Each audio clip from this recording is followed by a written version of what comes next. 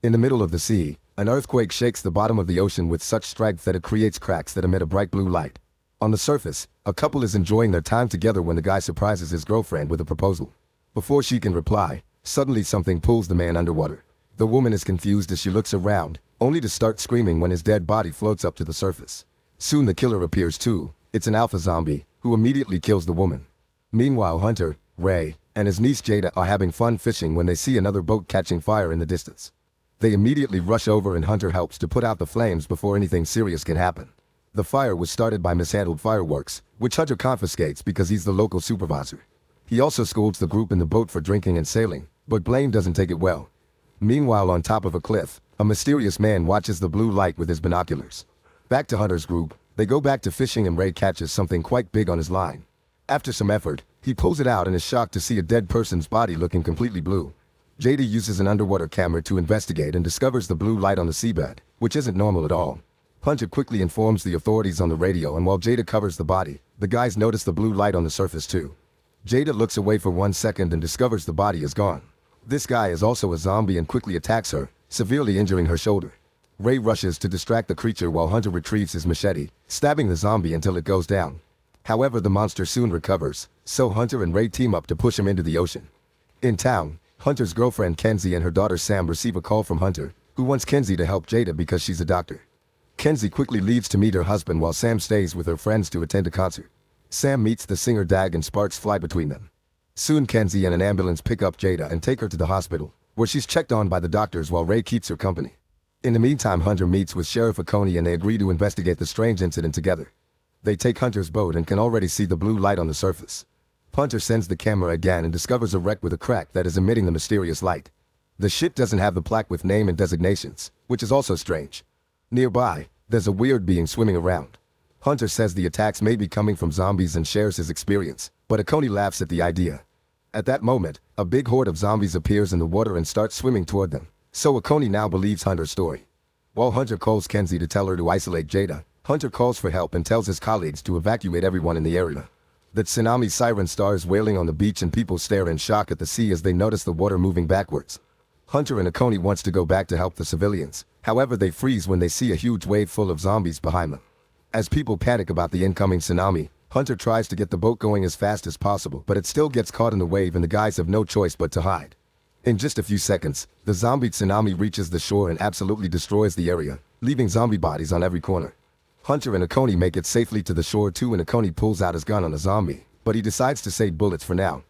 At the hospital, Kenzie informs Ray that most of the staff has been evacuated, so Jada won't be seen for a while, meaning she and Ray will have to stay in quarantine for now. Back on the beach, there are quite a few survivors, so Hunter and Oconee try to warn them of the danger.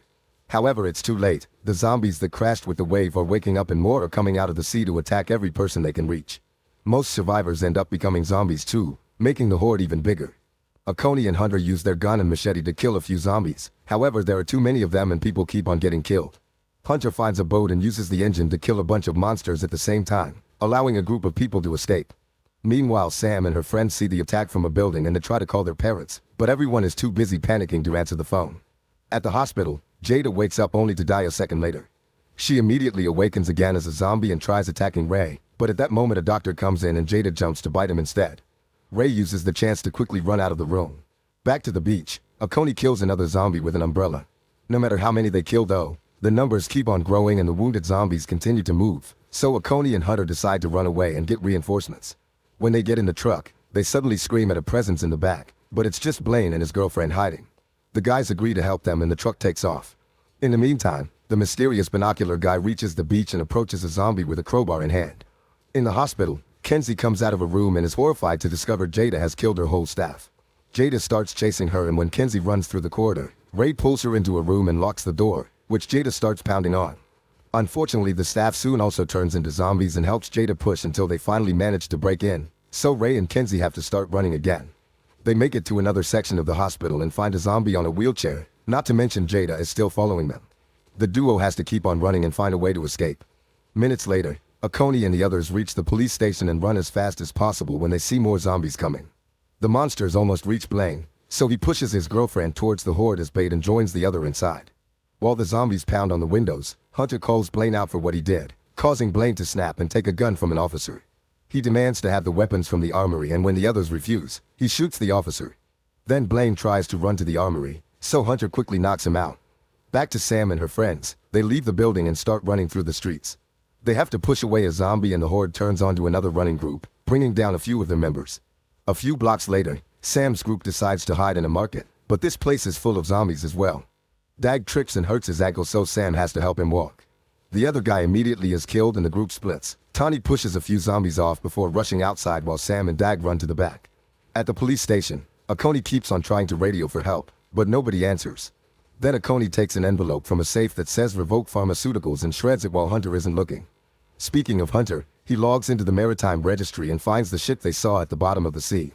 It's registered under Revoke Industries and its status says salvaged and junked, which means the company hid the wreckage.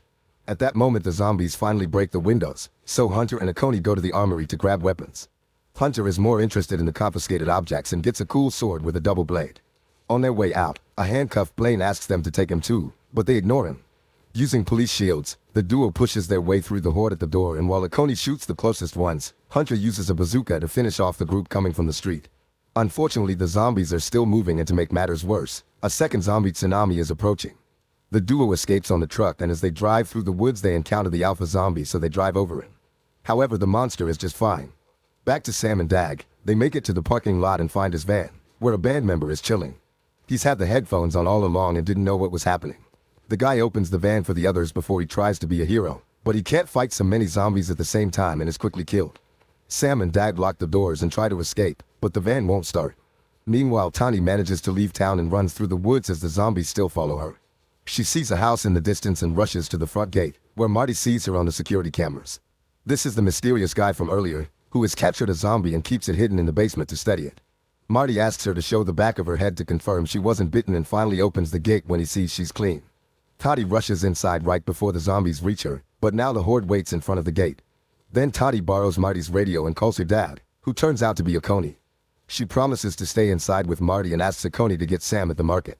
At the police station, Blaine manages to reach the body of the dead officer and grabs the keys to finally free himself. When he tries to leave, he finds his zombie girlfriend at the door, who immediately jumps on him and bites him. In the parking lot, Dag admits that he's been slowing Sam down and tells her to leave without him. Then he gets out of the car through the window and climbs to the roof, where he starts singing with his ukulele to keep the zombies distracted. At that moment, Akoni and Hunter arrive, so Sam runs towards them while Akoni shoots down any monster that tries to grab her. As Sam leaves with the men, the zombies finally reach Dag and kill him. Afterward, the group heads to the hospital, closing the door right before the zombies can reach them. Kenzie isn't answering any messages, so Sam runs through a corridor to grab a phone before hiding in a room. She uses it to talk through the speakers, asking her mom to find them at the second floor. The noise attracts a bunch of zombies, so Hunter and Akoni start fighting them with a gun and the fire extinguisher. Sam doesn't realize that the phone cord is stuck around her leg, and soon the monsters start pulling it from outside. A zombie breaks the door with its head, so Sam has to defend herself with a double blade. At the same time, Hunter grabs 2 wires from the power box and electrocutes a zombie, which starts an electricity chain that jumps from creature to creature and kills them all. Then Kenzie and Ray arrive in the elevator. A zombie gets in Kenzie's way, so she quickly punches it down and finally reunites with her daughter while the guys lock the zombie up.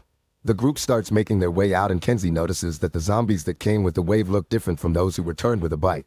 She concludes those people were experimented on. Outside, Hunter brings down a few more zombies with the blade so the group can get on the truck and finally escape. Moments later, they make it to Marty's house and Tawny gets to reunite with her dad. She notices that Akoni has a wound and Marty freaks out, but Akoni assures them it's just a scratch and he wasn't actually bitten. Once everyone is inside, Akoni uses Marty's radio to try to ask for backup, although Marty says he hasn't been able to contact anyone since this all started.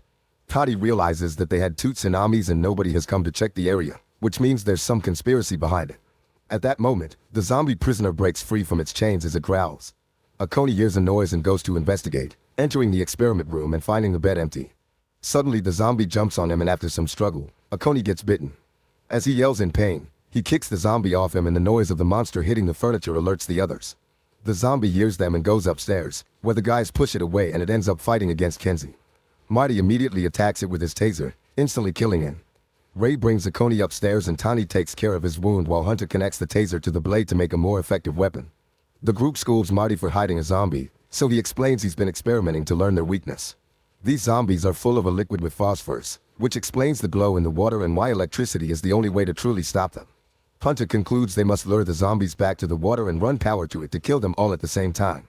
They will also have to blow the wreckage so it can't make any more monsters, so Marty reveals he has a huge supply of grenades and C4.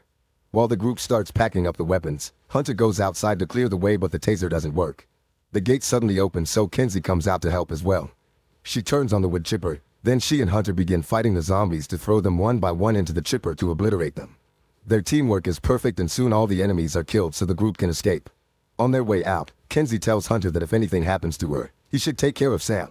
Akoni soon starts feeling sick so they stop to rest in a cave.